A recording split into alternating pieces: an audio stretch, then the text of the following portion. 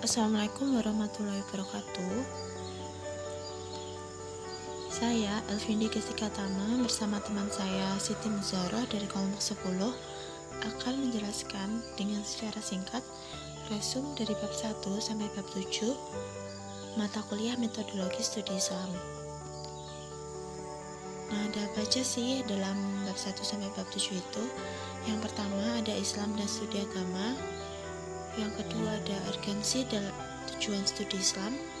Yang ketiga, studi kawasan Islam. Yang keempat, beberapa pendekatan studi Islam. Yang kelima, manusia dan kebutuhan doktrin agama. Yang keenam, ruang lingkup studi Islam. Dan yang terakhir adalah Islam sebagai sumber ajaran. Langsung aja. Yang pertama, kita akan mempelajari tentang Islam dan studi agama. Pengertian Islam. Islam berasal dari bahasa Arab, yaitu kata salima dan aslama. Salima mengandung arti selamat, tunduk, dan berserah, sedangkan aslama juga mengandung arti kepatuhan, ketundukan, dan berserah. Adapun istilah dalam agama yang ajaran-ajarannya diwahyukan oleh Allah Subhanahu wa Ta'ala kepada manusia melalui Nabi Muhammad SAW. Sumber ajarannya meliputi berbagai segi dari kehidupan manusia yang berupa Al-Quran dan hadis.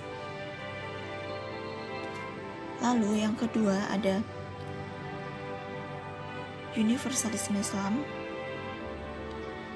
yaitu Islam adalah umat manusia yang utuh yang merupakan satu kesatuan walaupun berbeda-beda suku, bangsa, dan bahasa.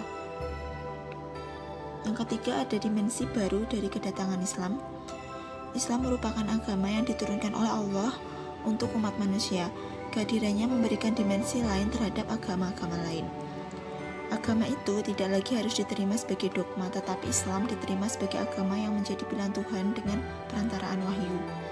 Tidak terbatas pada kehidupan setelah mati, perhatian utamanya adalah untuk kehidupan dunia, dan dengan perantaraan perbuatan baik di dunia ini, manusia dapat memperoleh kesadaran tentang eksistensinya yang lebih tinggi.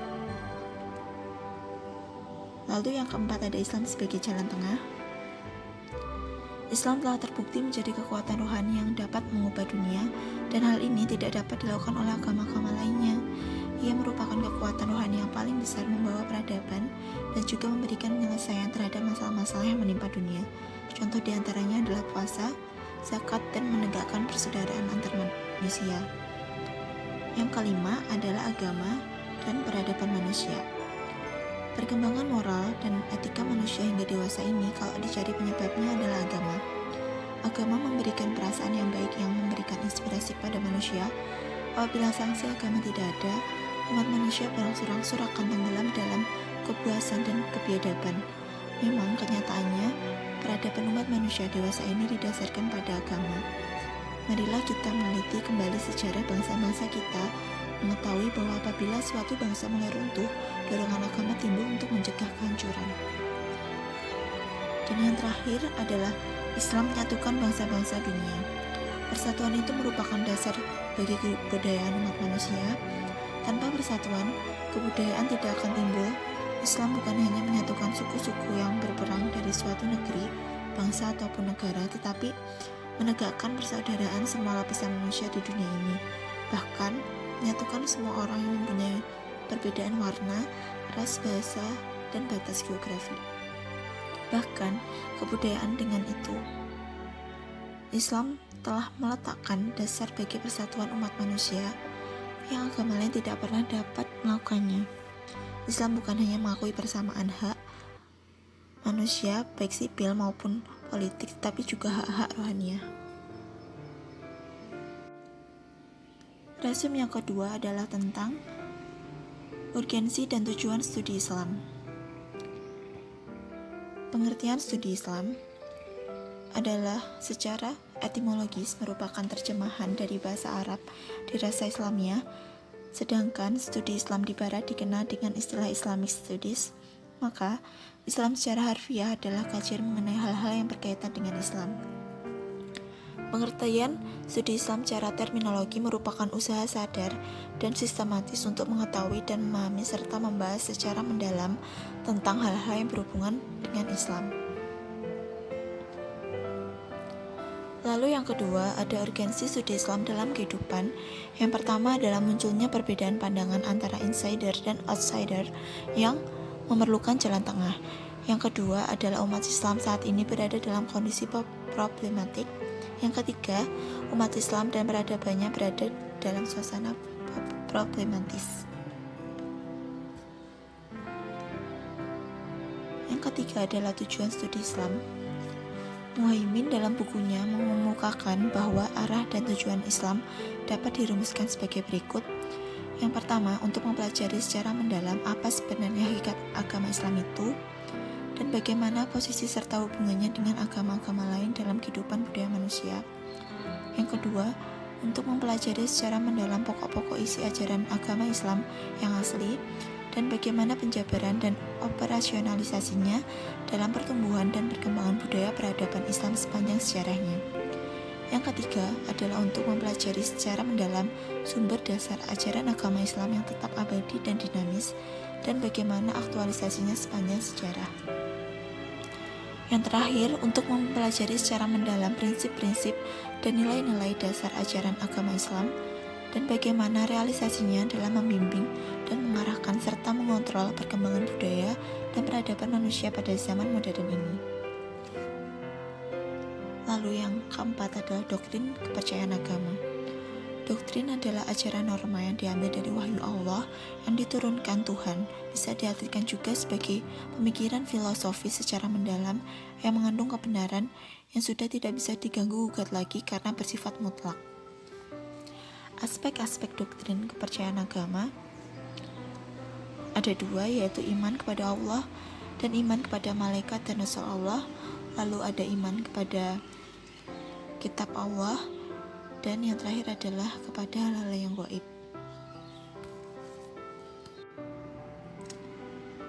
Resum yang ketiga adalah mengenai studi kawasan Islam. Yang pertama adalah arti dan asal-usul studi kawasan Islam.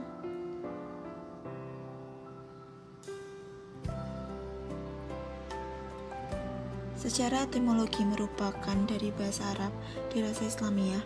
Dalam kajian Islam di Barat disebut Islamic Studies. Secara harfiah, kajian Islam hal-hal yang berkaitan dengan keislaman.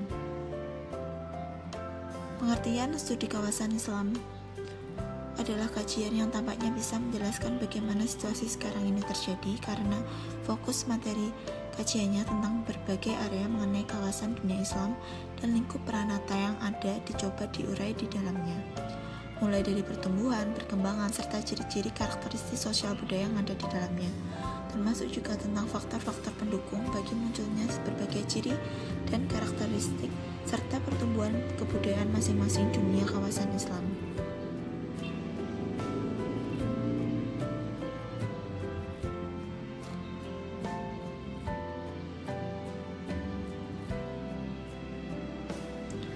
Lalu yang kedua ada orientalisme, melihat Islam kritis. Orientalisme berasal dari dua kata, yaitu orient dan isme. Kata orient berarti timur dan isme yang berarti faham. Jadi pengertian orientalisme adalah dapat diartikan sebagai suatu paham atau aliran yang memiliki keinginan menelaah hal-hal terkait bangsa-bangsa timur. Dalam hal ini ditelaah adalah budaya dan kemajuan peradaban timur.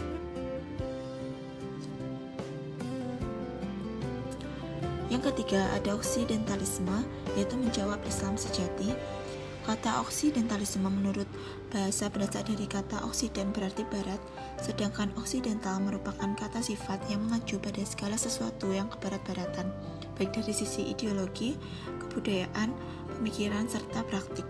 Pengertian oksidentalisme sendiri adalah suatu kajian ilmu yang menyelidiki sudut pandang sosial mengenai bangsa barat dan peradabannya secara menyeluruh.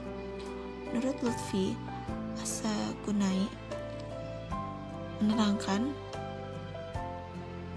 bahwa oksidentalisme sebagai ilmu khusus yang mempelajari tentang barat dan kebarat-baratan dari segi non-barat, sementara oksidentalisme menurut Hasan Hanafi adalah suatu strategi atau sikap timur Islam dalam menyelidiki hal-hal yang berkaitan dengan barat, baik dalam hal budaya atau ilmu maupun berkaitan dengan aspek-aspek sosialnya. Lalu yang selanjutnya adalah dunia Islam sebagai objek studi antara Timur dan Barat. Menurut Taufik Abdullah, agama sebagai sasaran kajian dapat dikategorikan menjadi tiga, yakni agama sebagai doktrin, dinamika dan struktur masyarakat yang dibentuk oleh agama, dan sikap masyarakat pemeluk terhadap doktrin.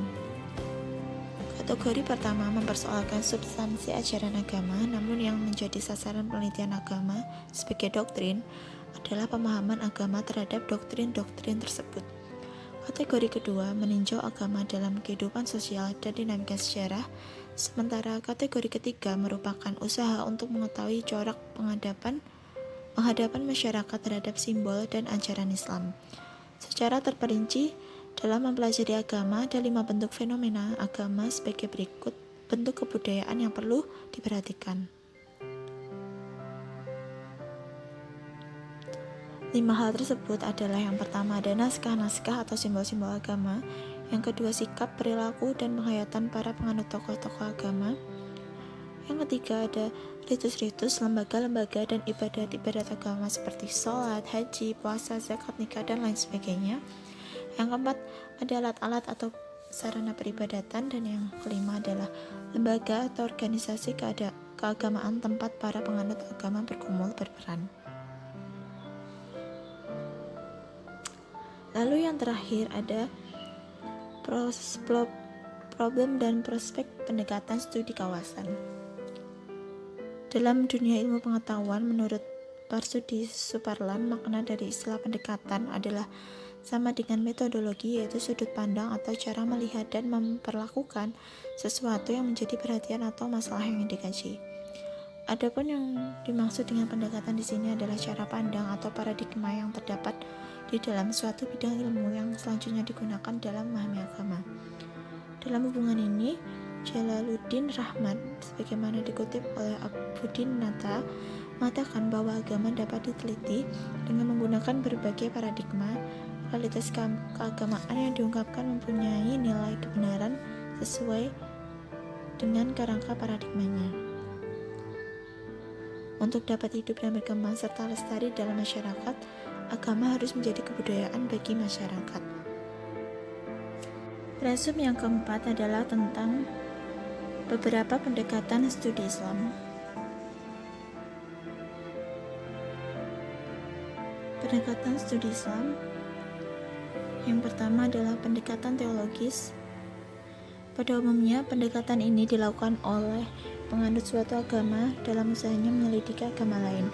Dengan demikian, pendekatan ini juga disebut pendekatan atau metode tekstual atau pendekatan kitabi, maka menampakkan sifatnya yang apologis dan dedukatif. Secara harfiah, pendekatan teologis normatif dalam memahami agama dapat diartikan sebagai upaya memahami agama dengan menggunakan kerangka ilmu ketuhanan yang bertolak dari suatu keyakinan bahwa wujud empiris dari suatu keagamaan dianggap sebagai yang paling benar dibandingkan dengan yang lain. Lalu yang kedua ada pendekatan antropologis. Pendekatan antropologis dalam memahami agama dapat diartikan sebagai salah satu upaya memahami agama dengan cara melihat wujud praktik keagamaan yang tumbuh dan berkembang dalam masyarakat. Lalu yang ketiga adalah pendekatan sosiologis. Hasil penelitian bidang sosiologi agama bisa saja berbeda dengan agama yang terdapat dalam doktrin kitab suci. Sosiologi agama bukan mengkaji benar atau salahnya suatu ajaran agama, tetapi yang dikaji adalah bagaimana agama tersebut dihayati dan diamalkan oleh pemeluknya. Lalu yang keempat adalah pendekatan filosofis. Berpikir secara filosofis dapat digunakan dalam memahami ajaran agama dengan maksud agar hikmah, hakikat atau inti dari ajaran agama dapat dimengerti dan dipahami secara seksama. Lalu ada pendekatan historis. Melalui pendekatan sejarah ini, seseorang diajak untuk memasuki keadaan yang sebenarnya berkenaan dengan penerapan atau suatu peristiwa. Lalu selanjutnya ada pendekatan kebudayaan. Kebudayaan adalah hasil daya cipta manusia dengan menggunakan dan mengerahkan segenap potensi batin yang dimilikinya. Di dalam kebudayaan terdapat pengetahuan, keyakinan, seni, moral, adat istiadat, dan sebagainya. Kebudayaan dapat pula digunakan untuk memahami apa yang terdapat pada dataran empirisnya atau agama yang tampil dalam bentuk formal yang menggejala di masyarakat. Lalu ada pendekatan psikologis. Dalam ajaran agama, banyak kita jumpai istilah-istilah yang menggambarkan sikap batin seseorang. Misalnya sikap beriman dan bertakwa kepada Allah sebagai orang yang saleh, orang yang berbuat baik, orang yang jujur, dan sebagainya. Semua itu adalah gejala-gejala kejiwaan yang berkaitan dengan agama. Lalu ada pendekatan interdisipliner. Yang dimaksud di sini adalah kajian dengan menggunakan sejumlah pendekatan atau sudut pandang. Dalam studi misalnya menggunakan pendekatan sosiologis, historis, dan normatif secara bersamaan. Pentingnya penggunaan pendekatan ini semakin disadari keterbatasan dari hasil-hasil penelitian yang hanya menggunakan satu pendekatan tertentu. Misalnya dalam mengkaji teks agama seperti Al-Quran dan Sunnah Nabi tidak cukup hanya mengandalkan pendekatan tekstual, tetapi harus dilengkapi dengan pendekatan sosiologis dan historis sekaligus. Bahkan masih perlu ditambah dengan pendekatan-pendekatan lainnya.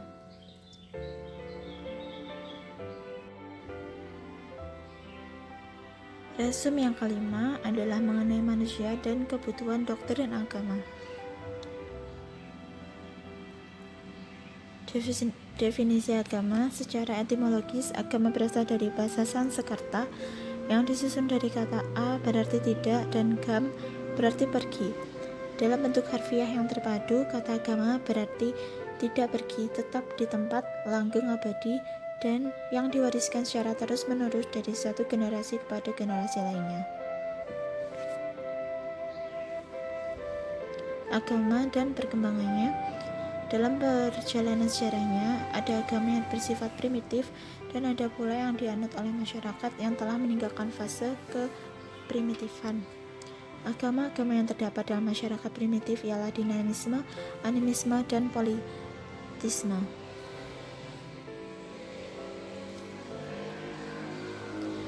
Kebutuhan manusia terhadap agama.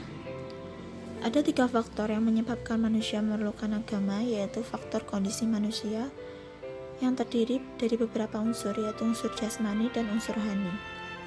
Yang kedua adalah faktor status manusia, adalah sebagai makhluk ciptaan Allah yang paling sempurna, dan yang ketiga adalah faktor struktur dasar kepribadian.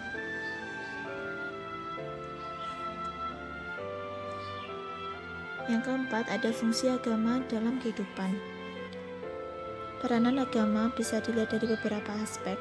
Yang pertama adalah aspek keagamaan atau religius. Yang kedua adalah secara asal-usul. Yang ketiga dari segi kemasyarakatan. Yang keempat secara kejiwaan atau psikologis. Yang kelima dan secara moral. Yang keenam dari fungsi agama, juga mencapai tujuan luhur manusia di dunia ini, yaitu cita-cita manusia untuk mendapatkan kesejahteraan lahir dan batin.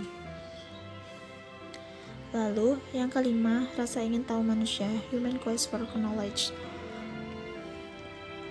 Manusia lahir tanpa mengetahui suatu, ketika itu yang diketahuinya hanya saya tidak tahu, tapi kemudian dengan panca indera, akal, dan jiwanya sedikit demi sedikit pengetahuannya bertambah dengan coba-coba, trial and error, pengamatan, pemikiran yang logis, dan pengalamannya ia menemukan pengetahuan. Namun demikian keterbatasan panca indera dan akal menjadikan sebagian banyak tanda tanya yang muncul dalam benaknya tidak dapat terjawab. Hal ini dapat mengganggu perasaan dan jiwanya yang semakin mendesak. Pertanyaan-pertanyaan tersebut semakin gelisah ya apabila tak terjawab. Hal inilah yang disebut sebagai rasa ingin tahu manusia. Manusia membuktikan informasi yang akan menjadi syarat kebahagiaan dirinya. Dalam resum ke-6 kita akan membahas tentang ruang lingkup studi Islam. Yang pertama yang akan kita bahas adalah tentang bidang agama. Menurut karyanya yang berjudul Islam Doktrin dan Peradaban, Nurcholish Madjid banyak berbicara tentang karakteristik ajaran Islam dalam bidang agama. Menurutnya, dalam bidang agama, Islam adalah pluralisme. Pluralisme adalah sebuah aturan Tuhan yang tidak akan berubah sehingga juga tidak mungkin dilawan atau diingkari. Dan Islam adalah agama yang kitab sucinya dengan tugas mengakui agama lain, kecuali yang berdasarkan paganisme dan syirik. Karakteristik ajaran Islam dalam bidang agama mengakui adanya pluralisme sebagai suatu kenyataan dan mengakui juga adanya universalisme, yakni kepercayaan kepada Tuhan dan hari akhir. Inilah yang menjadi landasan untuk membangun konsep toleransi. Lalu yang kedua ada bidang ibadah. Secara harfiah, karakteristik agama Islam dalam bidang ibadah berarti bakti manusia kepada Allah karena didorong dan dibangkitkan oleh akidah tauhid. Sebagaimana Allah berfirman, "Dan aku tidak menciptakan jin dan manusia melainkan supaya mereka mengabdi kepadaku. Aku tidak menghendaki rezeki sedikit pun dari mereka, dan aku tidak menghendaki supaya mereka memberiku makan. Sesungguhnya Allah dialah Maha Pemberi rezeki yang mempunyai kekuatan lagi yang sangat kokoh."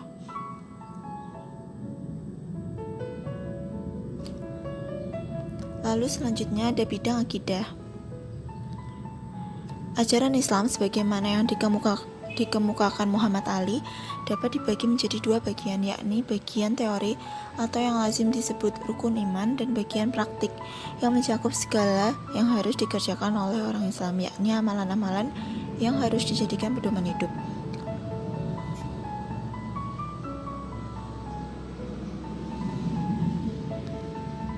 Lalu selanjutnya ada bidang ilmu dan kebudayaan.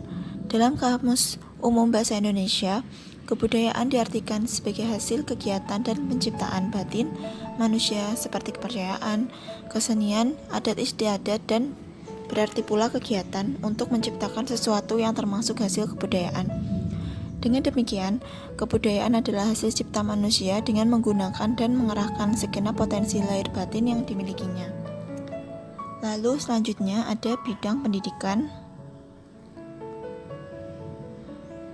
Sejalan dengan bidang ilmu pengetahuan dan kebudayaan tersebut di atas, Islam juga memiliki ajaran yang khas dalam bidang pendidikan. Islam memandang bahwa pendidikan adalah hak bagi setiap orang, education for all, laki-laki atau perempuan, dan berlangsung sepanjang hayat, long life education. Dalam bidang pendidikan, Islam memiliki rumusan yang jelas dalam bidang tujuan, kurikulum, guru, metode, sarana, dan yang lainnya. Lalu selanjutnya ada bidang sosial. Selanjutnya, karakteristik adalah ajaran Islam dapat dilihat dalam ajarannya di bidang sosial. Ajaran Islam di bidang sosial ini termasuk yang paling menonjol karena seluruh ajaran Islam, sebagaimana telah disebutkan, pada akhirnya ditujukan untuk kesejahteraan manusia. Selanjutnya ada bidang kehidupan ekonomi.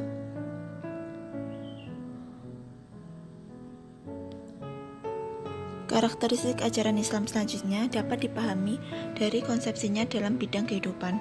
Islam memandang bahwa kehidupan yang harus dilakukan manusia adalah hidup yang seimbang dan tidak memisahkan antara urusan dunia dan akhirat.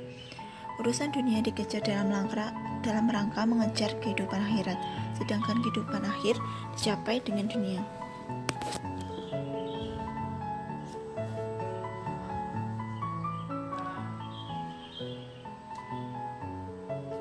Lalu yang terakhir adalah bidang kesehatan. Ciri khas ajaran Islam selanjutnya dapat dilihat dalam konsepnya mengenai kesehatan. Ajaran Islam kesehatan berpedoman pada prinsip pencegahan lebih diutamakan daripada penyembuhan. Berkenaan dengan konteks kesehatan ini ditemukan sekian banyak petunjuk kitab suci dan sunnah Nabi Shallallahu Alaihi Wasallam yang pada dasarnya mengarah pada upaya pencegahan tersebut. Maka Islam menekankan segi kebersihan lahir dan batin. Isu yang ketujuh adalah tentang Islam sebagai sumber ajaran. Yang pertama, kita akan mempelajari tentang otentitas ajaran Islam. Ajaran yang dibawa Nabi Muhammad SAW secara khusus disebut sebagai agama Islam atau din Islam.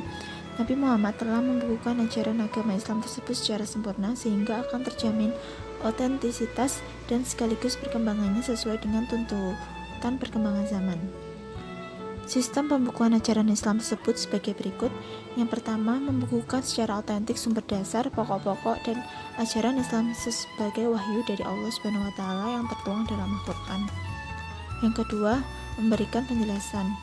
Yang ketiga adalah memberikan cara atau metode untuk mengembangkan agama Islam secara terpadu dalam kehidupan sosial budaya umat manusia sepanjang sejarah. Lalu yang kedua kita akan mempelajari tentang karakteristik ajaran Islam. Yang pertama ada komprehensif, yang kedua moderat, yang ketiga dinamis, yang keempat adalah universal, yang kelima adalah elastis dan fleksibel, yang keenam tidak memberatkan, dan yang ketujuh graduasi, kedelapan sesuai dengan fitrah manusia, kesembilan adalah argumentatif filosofis. Yang ketiga, dimensi ajaran Islam. Allah menurunkan ajaran Islam kepada Nabi Muhammad SAW dalam nilai dengan kesempurnaan tertinggi. Bisa kita lihat pada sebuah keterangan, Islam itu tinggi dan tidak ada yang lebih tinggi dari Islam. Dimensi-dimensi Islam secara garis besar terhimpun dalam 3 hal, yaitu akidah, syariat, dan akhlak, yang masing-masing adalah sistem ajaran Islam. Dan yang terakhir adalah memahami agama Islam dalam struktur Islam, iman, dan ihsan.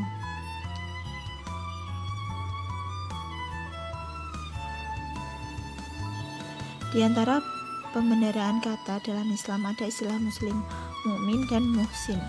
Dan kata itu berasal dari kata Islam, iman, dan ihsan. Orang Islam disebut muslim, orang iman disebut mukmin, dan orang ihsan disebut muhsin.